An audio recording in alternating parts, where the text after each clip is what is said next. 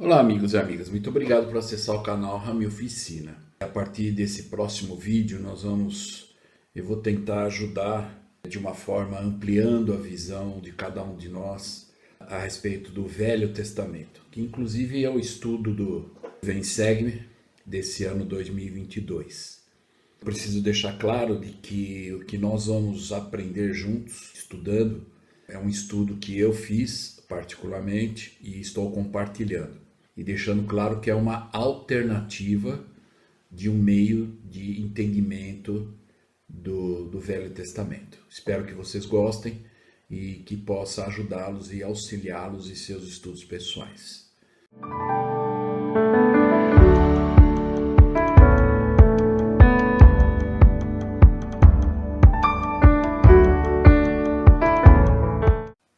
Olá amigos e amigas, muito obrigado por acessar o canal Rami Oficina. Então, como nós vamos ver essa semana, é o estudo do Vem Segue-me. Então eu vou buscar ajudar e auxiliar, ampliar a visão.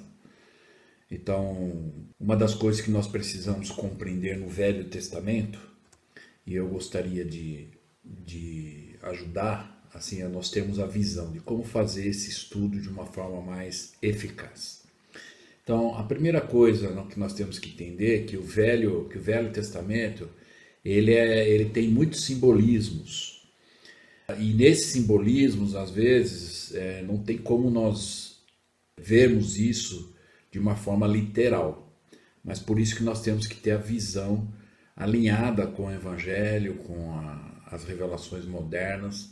Então, o primeiro passo assim, de um estudo eficaz do Velho Testamento é procurar tudo relacionado a Jesus Cristo. No Velho Testamento, nós na verdade sabemos que Jeová é Jesus Cristo. Então, tudo que se relaciona a Jeová, ou no caso, Jesus Cristo. E buscando essa visão, nós vamos perceber que tudo que nós vamos estudar no Velho Testamento esse ano é algo assim que nós precisamos buscar visualizar o que isso tem a ver com os ensinamentos e a vida de Cristo. O segundo passo de uma forma eficaz é nós compreendermos o contexto na verdadeira luz do Evangelho. Então, buscando as revelações modernas, assim como o livro de Mórmon, e todas as referências que vai nos ampliar a visão. O terceiro passo é encontrar as aplicações para a sua vida pessoal e também familiar. Então, no momento que estiver estudando as Escrituras, buscar visualizar, lembrar da sua vida, o seu cotidiano, como que esses ensinamentos do Velho Testamento podem nos ajudar a aplicar. Uma coisa importante a respeito de procurar tudo relacionado a Jesus Cristo ou a Jeová, é uma coisa que se chama o protótipo. O que é o protótipo? É um modelo, algo que foi feito a primeira vez. Então, tudo que nós vamos aprender com as histórias, as experiências dos profetas, dos grandes homens e mulheres das Escrituras, tem algo a ver com o protótipo do que aconteceria com Cristo na vida dele, na experiência dele e nos ensinamentos dele. Uma ideia, uma visão para nós termos disso, que é um protótipo. Então nós vamos ver hoje também, inclusive, até auxiliando, quando Adão ofereceu, na verdade, sacrifícios ao Senhor e apareceu um anjo. E qual é o protótipo disso? É a representação, quando ele estava, na verdade, sacrificando uma ovelha ou um animal, esse, na verdade, simbolismo ou o que representava essa ação ou essa obediência de Adão em relação ao grande sacrifício de Jesus Cristo. Então, nós buscarmos identificar isso quando estudarmos o Velho Testamento. Então, às vezes alguns fazem uma leitura rápida e é simplesmente, alguém naquela época do Velho Testamento se fazia, na verdade, sacrifícios com animais imaculados, e às vezes é algo que não passa disso. Mas se nós buscarmos ter essa visão, o que isso tem a ver com Cristo, ou com Jeová, ou com o que ele fez, o que ele ensinou, nós vamos buscar esse, na verdade, simbolismo, vamos entender, como é esse exemplo que eu dei. Uma outra coisa sobre compreender a importância de fazer um estudo profundo. Vamos lembrar, às vezes tem alguns equívocos, né, que muitas pessoas às vezes falam de doutrina profunda. Então nós temos que entender que não existe doutrina profunda, existe um estudo profundo. Existem revelações e coisas que ainda não foram reveladas, que às vezes as pessoas se interessam mais, que são especulações. Então às vezes nós temos que tomar muito cuidado com isso. Então, mas se fazer um estudo profundo é buscar realmente entender os simbolismos, principalmente do Velho Testamento, e o que isso tem a ver com a vida de Cristo e o exemplo de Cristo. E encontrar as aplicações é nós identificarmos ou nos colocar no lugar do personagem, do homem ou da mulher, e do momento, da circunstância, o desafio que teve, às vezes a decepção, ou o exercício de fé, ou a ação, e nós nos colocarmos no lugar, como nós faríamos, como seria nos dias de hoje. Talvez algumas leis do Velho Testamento já não estão mais em vigor, era só para aquele povo. Mas no meio disso tudo, o que é que eu posso extrair como princípio aplicável? Essa é a visão que nós precisamos, na verdade, obter. Então nós vamos começar estudando, e eu vou usar, na verdade, o Pérola de Grande Valor, o livro de Moisés. Então, capítulo 4 e 5. Então nós vamos ver aqui, em Abraão 3, que tem uma resposta lá, na verdade é um cenário. Observe essa foto, e muitas vezes algumas pessoas confundem um pouco, dizendo que lá na pré-existência, o Senhor nos reuniu para apresentar o plano. E na verdade não é isso, o plano já era conhecido. Esse momento foi o momento em que o Senhor fez a pergunta: a quem eu enviarei? Ou seja, o plano já era conhecido por nós e ele só estava, nesse momento, determinando quem iria executar esse plano. Então, como nós sabemos, Jesus Cristo, ele se apresentou e disse: envia-me a mim. E Lúcifer também se apresentou: envia-me a mim. Mas aí o Senhor falou: eu vou enviar o primeiro. Então nós vamos ver lá em Moisés 4, de 1 a 4, que aí nós vamos ver lá, Moisés, então ele disse, ele dizendo, né, Deus ensinando Moisés a respeito da situação, ele disse que Satanás, a quem tu deste ordem, nome como quando ele expulsou Satanás, ele falou: esse foi aquele que se apresentou no princípio perante mim, dizendo: ó, eis-me aqui, envia-me, e eu serei o teu filho, né? E nada vai acontecer com a humanidade. Então, na mente de Lúcifer, o plano dele era esse: olha, me manda para a Terra e eu vou redimir toda a humanidade. Só que a maneira que ele ia fazer isso, no final do versículo diz lá: de modo que nenhuma alma se perderá. E sem dúvida eu farei. Então ele estava se comprometendo com o Senhor, dizendo: olha, eu vou fazer, vai estar feito. Só que a condição final, por ele dizer que vai fazer o plano e tudo, ele disse assim: portanto, dá-me a tua honra. Então esse foi o grande equívoco, o erro de Lúcifer, né? Então ele poderia se apresentar: olha, me manda e eu vou seguir o plano, conforme o Senhor quer. Mas ele não, ele ia mudar o plano, né? Parte do plano. Então ele disse que ele iria redimir a humanidade toda. O que isso ia acontecer? Ele ia mexer na liberdade de escolha, né? Então aí o Senhor falou: eu vou mandar o primeiro. E o primeiro foi Jesus Cristo. E ao invés de Lúcifer então dizer para o Senhor: ok, o senhor tem a vontade, o Senhor escolheu e eu vou ajudar no plano onde eu puder ajudar. Mas não, ele se rebelou. Então, na verdade, quando ele diz: me dá a tua honra, ou eu vou redimir toda a terra, o plano dele era esse, era tirar ou eliminar a nossa liberdade de escolha. Então ele ia retirar essa liberdade de escolha. E é mais ou menos isso, né? Nós íamos ter que concordar com aquilo, não teríamos escolha. Mas o Pai Celestial disse: não, isso eu não posso aceitar. Então ele falou: eu vou mandar o primeiro. Então, alguns princípios que nós podemos aprender aqui, No versículo 1 fala, eis-me aqui, envia-me. Mas Cristo já falou, faça-se a tua vontade. E no versículo 3 diz lá, portanto, né, por ter Satanás se rebelado contra mim e procurado destruir o arbítrio do homem. Então, era isso que o Senhor não aceitava. Ele podia até dizer abertamente, olha, eu acho que não devia ter a liberdade de escolha e tudo mais. Mas aí o que aconteceu? Ele incitou uma guerra nos céus. Às vezes, quando a gente fala a palavra guerra, ela já vem na nossa mente, armas, né? Então, essa guerra na pré-existência não foi uma guerra com armas, com socos e etc., mas foi uma guerra de palavras, uma guerra de convencimento. Então, um grupo que apoiava, e a maioria, né, apoiava o plano e que Jesus Cristo viesse executá-lo, e uma parte contra. Então, era na verdade convencimento. E nós podemos perceber que já no início do plano, o Pai Celestial já perdeu um terço. Um terço de quantas pessoas? Nós não sabemos quantas pessoas estavam lá nesse momento em que foi escolhido quem iria executar o plano. E um terço já se rebelou. E Lúcifer liderou esse um terço, por rebelião aberta.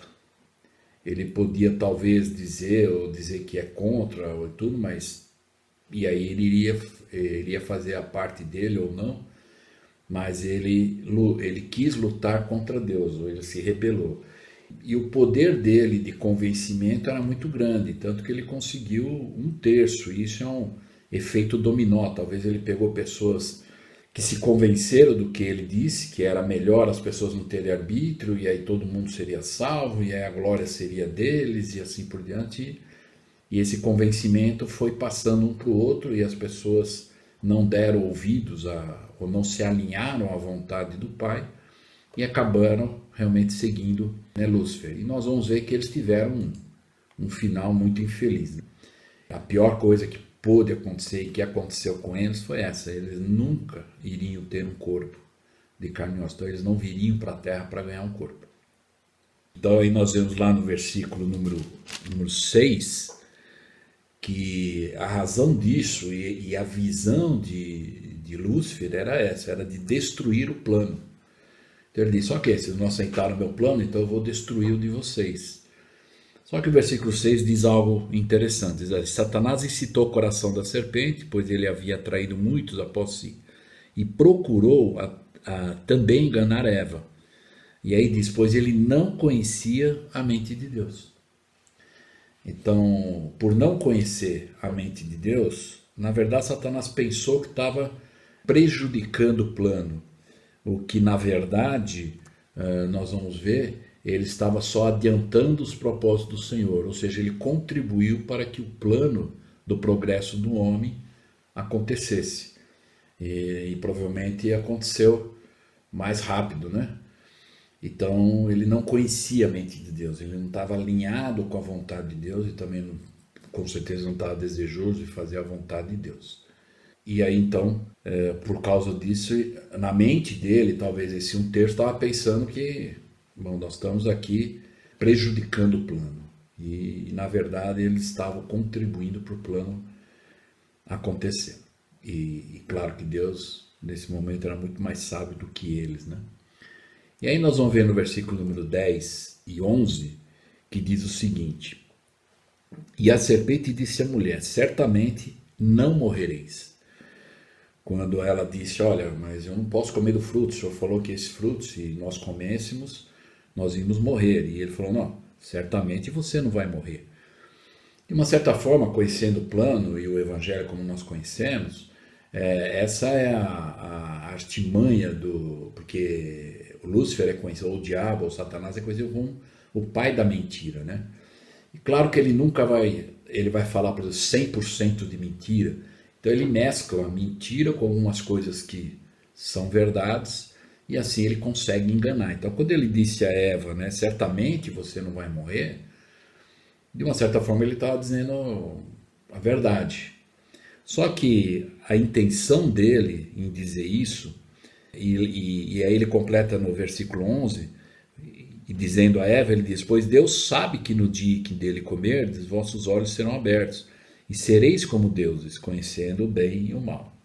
Então, na verdade, ele estava dando a entender para Eva que Deus ele não queria que as pessoas fossem como ele, Deus. E muito pelo contrário, no plano o senhor já tinha dito isso, como diz lá. E na verdade Satanás deu a entender isso, né? De que Deus não queria que seus filhos se tornassem como ele. E na verdade nós temos que entender, quando ele disse que, né, certamente não morrereis, mas o Senhor tinha dito para Adão e Eva, olha, se vocês comerem do fruto, né, vocês vão morrer. Só que essa morte, às vezes quando a gente pensa, bom, ele transgrediu a lei, comeu o fruto, ele já iria morrer imediatamente. Então nós temos que entender que a terra foi criada no tempo de Colobe. Inclusive, em alguns vídeos anteriores, eu expliquei na parábola do tempo do Senhor, eu expliquei sobre isso, como é que funciona esse cálculo de Colobe, né? E isso foi dado a conhecer. Abraão, ele registrou isso, que quando o Senhor revelou para ele, de que Adão, ele foi informado de que ele não sabia como é que era o tempo, mas ele estava sob o tempo de Deus, ou de Colobe. Então, portanto, Adão e Eva não comeram, não morreram fisicamente dentro das 24 horas que nós conhecemos como um dia. Mas eles morreram em um dia de Colobe, que para Deus um dia é 1000 anos para nós, né? E como o próprio Senhor disse que ninguém morreria mais de 1000 anos, né? Então nós temos registros de que Adão morreu com 930 anos, nesse calendário de Colobe, né? A maneira do Senhor. Nós podemos verificar isso também naquele facsímile no Pérola do Grande Valor, tem um facsímile número 2. Na figura número 1, ele exalta exatamente isso, que é o tempo de Colobe. Então pode ver que o centro desse facsímile, na verdade essa palavra facsímile, ela vem do latim, que quer dizer exata reprodução. Facsímile, exata reprodução. Então esse é uma foto, né, um registro que se tem dos papiros, e esse número 1 retrata exatamente o centro. E lendo lá a explicação na figura 1, nós vamos entender lá, está falando de Colobe, e que Cristo é o centro disso, né? Para nós podermos entender, ok? E aí então, nós vamos ver o que aconteceu em Moisés 4:12. Diz, e quando a mulher viu que a árvore servia para alimento e que se tornara agradável aos olhos e uma árvore desejável para torná-la sábia, tomou de seu fruto, comeu e deu também a seu marido, e ele comeu com ela. Então, o que nós temos que entender também por isso que, e nós vamos ver aqui uma citação do elder, do presidente Oaks, mas nós temos que entender a diferença da transgressão para o pecado. Existe uma diferença. Então, na verdade, o que Adão e Eva fizeram não foi um pecado, mas foi uma transgressão da lei. É algo que Adão e Eva eles tinham que fazer, só que para fazer eles tinham que fazer uma escolha, não é? Ou eles permaneceriam lá, ou eles cumpririam o mandamento de multiplicar e encher a terra. Então nós vamos ver aqui a explicação do elder Oaks, que é muito interessante e acho que relevante nós entendermos. Então ele diz, o elder Oaks, ele ensinou, a diferença sugerida entre o pecado e a transgressão nos traz à mente o modo cuidadoso como foi redigida a segunda regra de fé. Cremos que os homens serão punidos por seus próprios pecados e não pela transgressão de Adão. Então aqui já denota uma diferença. Aí diz, o elder Oaks continuando, ele diz, isso nos lembra também distinções feitas pela lei. Algumas ações como o assassinato constituem crime porque são inerentemente erradas. Outras, como trabalhar sem licença, constituem crime somente porque são legalmente proibidas. E ele explicando dessa forma, amplia a nossa visão no sentido do pecado e da transgressão. E aí ele diz, né, considerando essa mesma distinção, o que produziu a queda não foi um pecado, algo inerentemente errado, mas uma transgressão. Algo errado porque havia sido formalmente proibido, que é o caso exatamente do que aconteceu com Adão e Eva. O Senhor, quando disse do fruto, ele proibiu eles comerem do fruto. E de forma nenhuma o Senhor considerou pecado, porque ele deu uma opção: olha, se vocês comerem vai acontecer isso, se vocês não comerem vai acontecer isso. E aí então essas palavras nem sempre têm significados diferentes, mas tal distinção parece significativa no contexto da queda. Então essa é uma explicação clara, né? Para que nós possamos ter a visão ampliada, né? Entre transgressão e o pecado. E um pouco mais para frente nós vamos entender alguns versículos, nós vamos compreender melhor em relação a isso. Por que Adão e Eva transgrediram? Por que eles escolheram fazer isso? E vamos ver lá então em Moisés 4, versículo 14 e 15. Ele diz lá: e ouviram a voz do Senhor Deus quando estava andando no jardim, na viração do dia. E Adão e sua mulher foram esconder-se da presença do Senhor Deus entre as árvores do jardim. Então a gente conhece o plano, a história, né, do Evangelho. Interessante essa escritura em Moisés. Moisés, no versículo 15, ele diz que o Senhor disse a Adão, ele disse assim: aonde vais? E se nós formos ler em Gênesis 3, 9, na verdade o Senhor pergunta: aonde estás? Onde estás? É algo assim que talvez uma passagem rápida de leitura, talvez vão pensar: bom, o senhor não sabia que ele estava escondido, né? Então por isso que o senhor perguntou: onde estás? E claro, o senhor sabia tudo, o senhor sabia exatamente o que tinha acontecido e o que eles fizeram e tudo mais. Então por que o senhor perguntou? Aonde vais? Ou onde estás? Ou aonde vais? Talvez uma aplicação para a nossa vida seria isso: onde nós estamos hoje e onde queremos chegar. Alguém às vezes pergunta: bom, onde você está? E onde você quer ir ou chegar? Então, às vezes são planos, nós fazemos plano, principalmente agora, iniciando um novo ano, 2022, muitos de nós temos planos. O ano passado, um ano com muitos desafios para muitos de nós, e agora então nós temos planos, e às vezes nós sabemos: bom, onde eu estou, né? Como eu estou hoje, onde estou, e onde eu quero chegar. Então, é como uma meta. Mas no caso de Adão aqui, o Senhor não perguntou não porque ele não sabia, mas ele perguntou para que Adão pudesse sentir a responsabilidade, assim como Eva, né? O Elder Bruce R. McConaughey, ele deu uma explicação muito interessante. Ele disse lá: a responsabilidade pessoal pelos próprios atos é a base de todo o plano do Evangelho e uma consequência natural da lei do livre-arbítrio. Então foi exatamente isso quando o Senhor fez a pergunta. Não que o Senhor não sabia, mas ele quis que Adão e Eva sentissem a responsabilidade. Bom, o que você fez? Onde estás? Né? Como que você está? Podemos imaginar hoje numa aplicação as entrevistas que nós temos, talvez, para uma renovação da recomendação.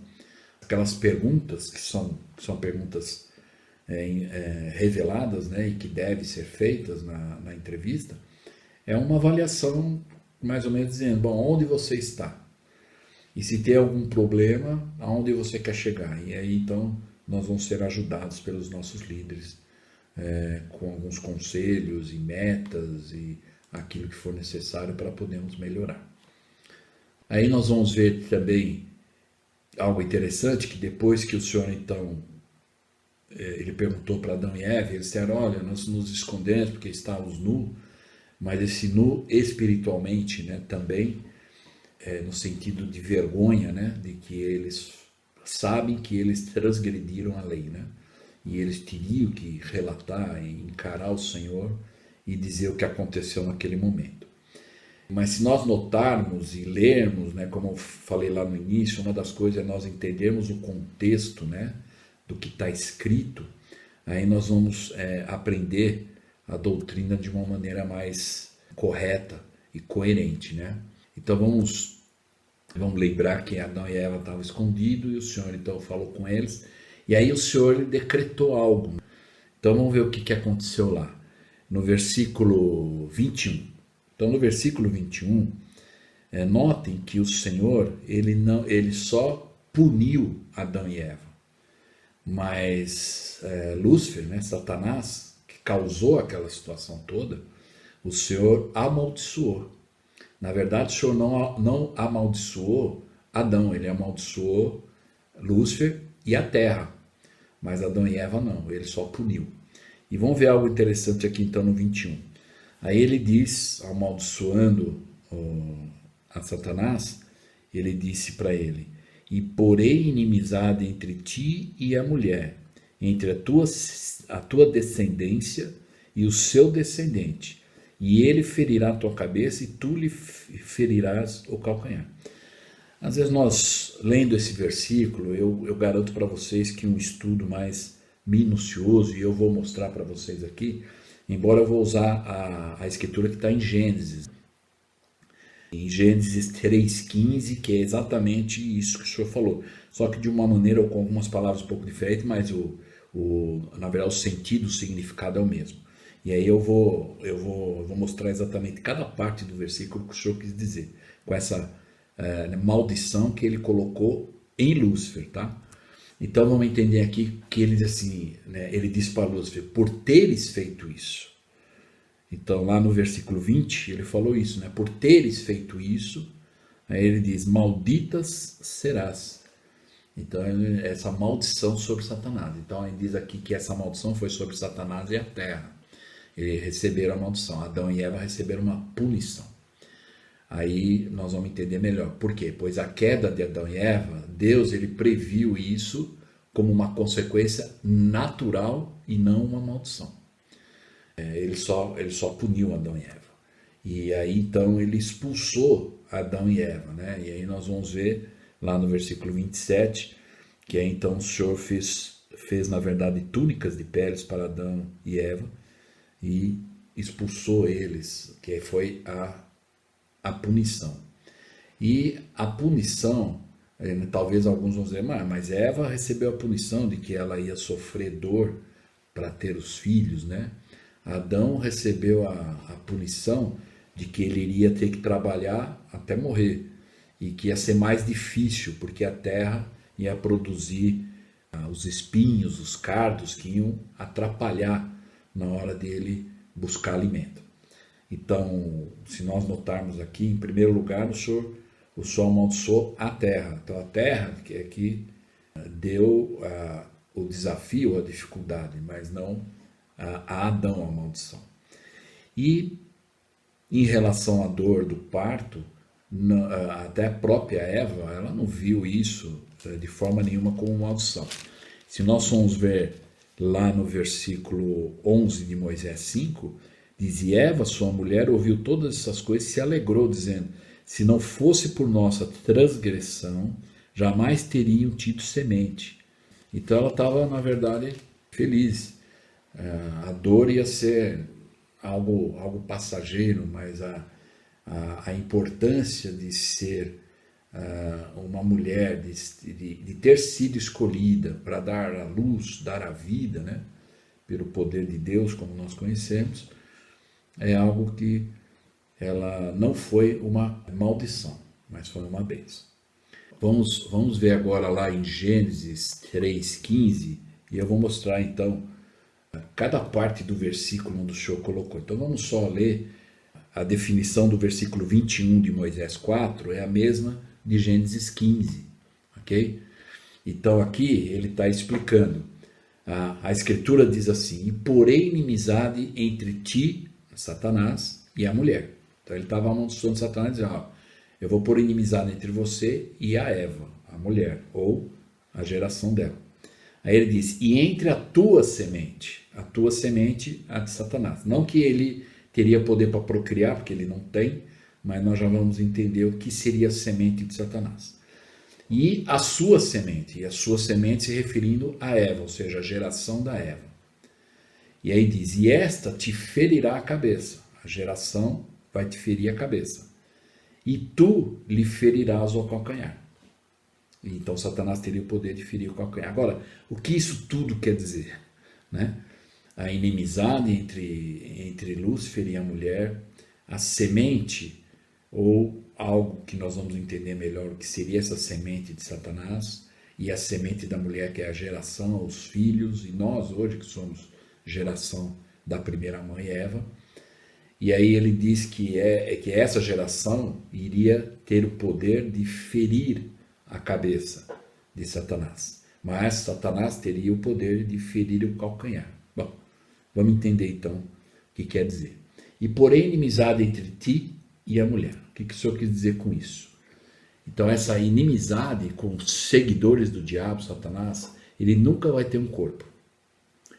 E nem pode gerar filhos. Somente terá o poder para induzir seguidores, sendo oposição em todas as coisas de Deus. Então é o único poder que ele tem. Foi dado para ele, Deus permitiu, até que chegue o último momento em que ele e a sua geração, ou os seus, na verdade, seguidores. Então essa, a semente de Satanás são aquele 1/3 de seguidores que foram e que receberam a condenação de nunca terem um corpo de carne e osso, nunca terem o poder da procriação. Então essa foi a maior condenação deles. Então é essa inimizade, né? Inimizade a gente sabe, não é nada bom, né? E aí diz lá depois, entre a tua semente. Então o que o Senhor quer dizer entre a tua semente? É a semente de Satanás, são os seguidores do diabo, tanto 1/3 que foi desencaminhado no início do plano, quanto aqueles que cedem e sucumbem às artimanhas diabólicas nos dias de hoje. Então nós temos também, por exemplo, seguidores, né? Talvez mais 1/3 é tudo que não tem corpo é do diabo. Não, só que tem muitos seguidores que ganharam corpo e são seguidores, né? Ou seja, e nós vamos falar de um personagem aqui que se tornou servo, né? Fez combinações secretas com Lúcifer, com Satanás, como muitos. Então, quando as pessoas sucumbem às armadilhas e caem nas armadilhas do erro e continuam, não se arrependem, eles se tornam, então, na verdade, seguidores de Satanás. E aí, quando o Senhor diz, e a sua semente, agora ele está se referindo à semente, né, da mulher, Eva, ou da geração dela. Então, o que ele quis dizer com isso? A semente da mulher é o Senhor Jesus Cristo. Por quê? Ele é o único mortal nascido de uma mãe terrena e um pai imortal. Por isso que Cristo é o único que recebe o nome ou título de unigênito do Pai. Nós conhecemos e vamos falar um pouco mais na frente sobre o que né, primogênito. Primogênito é o primeiro que nasce, mas unigênito, o único que tem esse título é Cristo, porque ele nasceu de uma mãe mortal com um pai imortal, ok? E aí esta te ferirá a cabeça. Como é que é isso? O que o Senhor quer dizer com isso? É que por meio da semente da mulher, olha só que interessante que ele fala, por meio da semente da mulher, e não do casal, não do homem, né? Da semente da mulher, que Jesus Cristo viria, que é o poder para esmagar e eliminar os efeitos da queda, ou seja, a expiação. Então, por meio disso, Cristo nasceu através de uma mulher mortal, com um pai imortal, e ele herdou então o poder de dar a sua vida e tornar a tomá-la, e de executar o plano que o ápice, né, do plano todo era esse, era a expiação dos pecados. Talvez a gente vê em época de Natal e tudo, muitos filmes retratados, eles enfatizam a crucificação de Cristo, né, o sofrimento e tudo mais. E são poucos, raros filmes que ensinam a doutrina da expiação, que é a parte mais importante, ou o plano, né, quando o próprio Cristo falou, envia-me a mim e seja feita a tua vontade, essa era a parte mais importante do plano, né? Ele dar a vida dele para nos resgatar. E ele realmente fez isso. E por fim, e tu lhe ferirás o calcanhar. O que seria ferir o calcanhar? Ou seja, que Satanás, ele teria o poder, na verdade, para induzir os homens a crucificar Jesus Cristo. É claro que a parte da crucificação, nós sabemos, ele sofreu, foi chicoteado, cuspido e etc. Mas o próprio Cristo na cruz, antes de ele entregar o seu espírito, porque ninguém matou ele se entregou, e ele disse, está tudo consumado. Então, é claro que ele sofreu o momento da crucificação e de tudo que os homens fizeram, mas esse ato não foi o ato maior, ou a razão maior por ele estar aqui. Então, na verdade, ferir o calcanhar é que na verdade, Satanás teria o poder de ferir o calcanhar ou induzir os homens a crucificar Cristo. E é interessante notar, se nós pegarmos o livro de Mórmon, segundo o Neff, no capítulo número 10, se nós lemos lá, vamos ver, né? Segundo o Neff 10, versículo 3 a 5, tem a ver com isso. Vamos ver algo interessante que ele diz aqui. Portanto, como vos disse, então vamos lembrar aqui que era Jacó, ele estava ensinando, aí ele teve uma revelação, uma visão, e ele está contando. Então ele diz, como vos disse, é necessário que Cristo, pois na noite passada o anjo informou-me que esse seria o seu nome, venha aos judeus.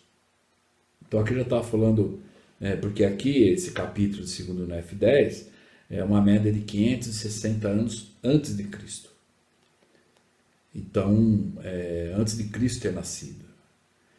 Então, aqui, mas ele está dizendo que já foi informado para ele, ou revelado, que Cristo viria, né? E que esse seria o seu nome. Aí ele diz, venha aos judeus, aos que são a parte mais iníqua do mundo, e eles o crucificarão. Pois assim deseja nosso Deus. Em nenhuma outra nação na terra crucificaria seu Deus. É algo que às vezes passa desapercebido, mas o plano de Deus, ele sabia exatamente o momento que Cristo teria que vir. Qual era o momento, o povo e tudo mais. Porque aqui está dizendo que nenhuma outra nação iria crucificar o seu Deus. Aí o 4 diz assim, porque caso os seus grandes milagres se dessem, como aconteceu, Cristo fez muitos milagres, curou pessoas, ensinou com poder e autoridade, né? Então, se dessem outras nações, eles se arrependeriam e saberiam ser ele seu Deus. Mas, por causa de artimanhas, né, sacerdotais ou combinações secretas e de iniquidades, os de Jerusalém endurecerão a cerviz contra ele, Cristo, para que seja crucificado. Então, eles iam endurecer, na verdade, a cerviz. O que é? É uma representação, é essa parte aqui quando a pessoa alguém fala, é nariz empinado, orgulhoso, orgulhosa, né? Então essa nação, ao invés de se humilhar, reconhecer e aceitar Jesus Cristo como Filho de Deus, eles iam endurecer o coração e iam crucificar. E foi o que aconteceu, né? E assim como já 559, 560 a.C., já foi revelado que isso ia acontecer, que ele iria ter que... E o Senhor então já tinha dito isso, já quando ele amaldiçoou Satanás, ele já disse, você vai ter poder para ferir o calcanhar, ou induzir os homens a crucificar Cristo, que era a geração da Eva, né? E aí então, em Mosias 4:22, nós vamos ver aqui, que no versículo 22 diz lá, a mulher... Eu, Senhor Deus, disse, multiplicarei grandemente a tua dor e tua concepção. Com dor darás à luz filhos, e teu desejo será para o teu marido, e ele te dominará. Então essa palavra dominar, né? Até inclusive o presidente Kimball, ele colocou de uma forma que dá para nós podermos entender. Então o presidente Kimball disse, a respeito dessa frase, ele te dominará, né? O presidente que me ensinou. Eu tenho uma dúvida a respeito da palavra dominar. Ela transmite uma impressão errada. Eu prefiro usar a palavra presidir, pois é isso que ele faz. O marido justo preside a esposa e a família. Em Efésios 5, Doutrina e Convênios, o Senhor deu instruções claras sobre como o marido deve presidir. E é só estudar, e nós já conhecemos e tudo mais. Até tem um manual da igreja, que é para as famílias, né? Titulado Fortalecer a Família. Então, eu convido as famílias, os casais, a estudar esse manual. Esse manual ele tem vários capítulos de aulas, é muito interessante, tem algumas aulas nele, fala como o marido e a mulher podem pode andar juntos, unidos, né? E mesmo sendo diferentes, como educar os filhos, como não passar a mão na cabeça de todas as coisas erradas que os filhos fazem, mas saber amar, mas educar também, né? Então tem muitas lições, exemplos, conselhos das autoridades nas escrituras e dos profetas atuais, onde vai poder nos ajudar a podermos cuidar melhor da nossa família. E, por fim, eu gostaria de encerrar dizendo então que nós estudamos aqui, ou eu procurei passar aqui pelo menos uma visão do capítulo 4 de Moisés. Então, agora daqui 2 dias, 3 dias, vai ter o vídeo da segunda parte, que seria o Moisés 5, que aí eu vou abordar alguns aspectos, aplicações do Moisés capítulo número 5. Eu espero que você possa ter gostado. E lembrando aqueles que ainda não se inscreveram no canal Ramilfo Ensina, por favor, inscreva-se, compartilhe com seus amigos, ativem o sininho. E eu espero que vocês possam ter gostado. Então, não perca o próximo vídeo daqui 2, 3 dias. Vai ser lançado ele, já vai ser colocado à disposição também. E aí vai ser o complemento do estudo do Vem e Segue-me dessa semana. Ok? E eu espero que com esse vídeo eu possa ter ajudado. Muito obrigado e até o próximo vídeo.